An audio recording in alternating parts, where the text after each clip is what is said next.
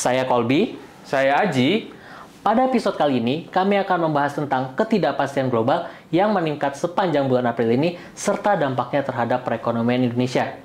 Tidak hanya itu, kami juga akan membahas tentang data industri domestik Indonesia. Wah, menarik banget pembahasan hari ini ya, Bi.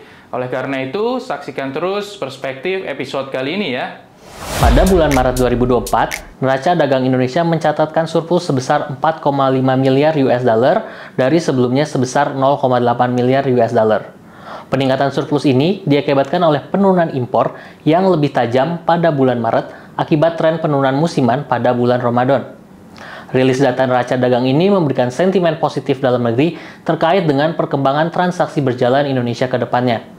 Namun demikian, rilis data ini tidak mampu membantu apresiasi nilai tukar rupiah pada saat rilis akibat sentimen ketidakpastian global yang masih menguat. Gejolak ketidakpastian global meningkat pada pertengahan bulan April lalu, salah satunya dipicu oleh data inflasi dan ketenagakerjaan di Amerika Serikat. Dapat terlihat di sini bahwa tingkat pengangguran Amerika Serikat tercatat mengalami penurunan, sementara inflasi Amerika Serikat cenderung stagnan atau bahkan masih cenderung meningkat. Data-data Amerika Serikat tersebut mendorong ekspektasi para investor global bahwa The Fed mungkin tidak akan melakukan pemotongan suku bunga seagresif proyeksi The Fed pada bulan Maret lalu. Hingga saat ini, para investor sudah merevisi ke bawah proyeksi mereka menjadi hanya satu kali pemotongan hingga ke level 5,25% di tahun ini dan baru akan melakukan pemotongan di sekitar bulan September. Perubahan ekspektasi ini pada gilirannya mendorong peningkatan permintaan akan US dollar secara global serta peningkatan yield dari aset US Treasury.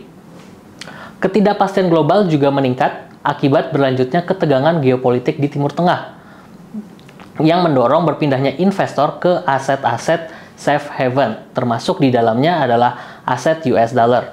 Kedua isu ini menjadi katalis ketidakpastian global sepanjang bulan April. Sejalan dengan timing rilis data dan isu geopolitik yang bertepatan dengan libur panjang Lebaran, dampak dari ketidakpastian global ini baru berdampak pada rupiah di beberapa minggu yang lalu, di mana rupiah terdepresiasi hingga ke level di atas 16.000 per US dollar. Hingga saat ini, rupiah juga masih bergerak di kisaran di atas 16.000 per US dollar.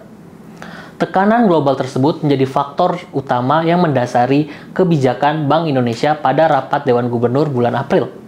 Bank Indonesia secara mengejutkan menaikkan suku bunga sebesar 25 basis poin ke level 6,25% dengan tujuan menjaga stabilitas nilai tukar rupiah di tengah ketidakpastian global. Sementara itu, sebenarnya inflasi domestik masih cukup stabil, di mana tingkat inflasi Indonesia per Maret 2024 masih terjaga di kisaran 3,05% year on year atau masih di dalam target BI sebesar 1,5 hingga 3,5%. Kedepannya, kami melihat di jangka pendek, tekanan dari sisi global masih akan berlanjut akibat The Fed yang mungkin menunda pemotongan suku bunganya. Hal ini akan mendorong para investor untuk mempertahankan asetnya di aset-aset safe haven.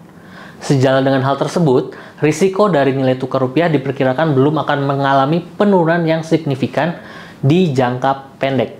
Sehingga BI masih akan cenderung berhati-hati dalam menentukan kebijakan moneternya.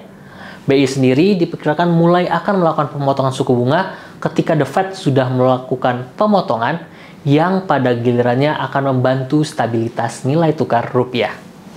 Pada minggu ketiga April setelah libur Lebaran, beberapa data yang menunjukkan indikasi persepsi konsumen posisi Maret 2024 yang bersamaan dengan dimulainya Ramadan telah dirilis.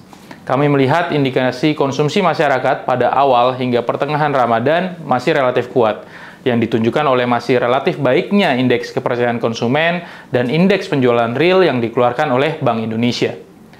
Survei konsumen Bank Indonesia Maret 2024 menunjukkan persepsi konsumen masih berada di level optimis dan mengalami peningkatan dari 123,1 pada Februari menjadi 123,8 pada Maret. Peningkatan IKK terutama didukung oleh persepsi yang lebih baik terhadap situasi ekonomi saat ini, seperti yang ditunjukkan oleh indeks kondisi ekonomi saat ini yang meningkat menjadi 113,8 dari 110,8. Semua subkomponen termasuk persepsi terhadap penghasilan saat ini, ketersediaan lapangan kerja, dan konsumsi barang tahan lama tercatat lebih tinggi di bulan Maret. Serupa, indeks penjualan real diperkirakan akan meningkat pada Maret 2024. Bank Indonesia memperkirakan IPR pada Maret tumbuh sebesar 4,1% man-on-man, melonjak dari 1,7% man-on-man pada bulan Februari. Bulan Ramadan yang dimulai pada pertengahan Maret 2024 lalu biasanya mendukung daya beli konsumen dan meningkatkan persepsi masyarakat terhadap kondisi ekonomi, sejalan dengan pemberian tunjangan hari raya keagamaan yang diberikan pada bulan tersebut. Meskipun perkembangan cukup baik pada sisi konsumsi, kami melihat tantangan datang dari indikator-indikator yang berkaitan dengan pembelian barang tahan lama dan investasi. Gaikindo dan IC telah mengeluarkan kinerja penjualan kendaraan dan sepeda motor untuk bulan Maret 2024 yang tercatat kontraksi sebesar minus 26,2% dan minus 7,8% year on year.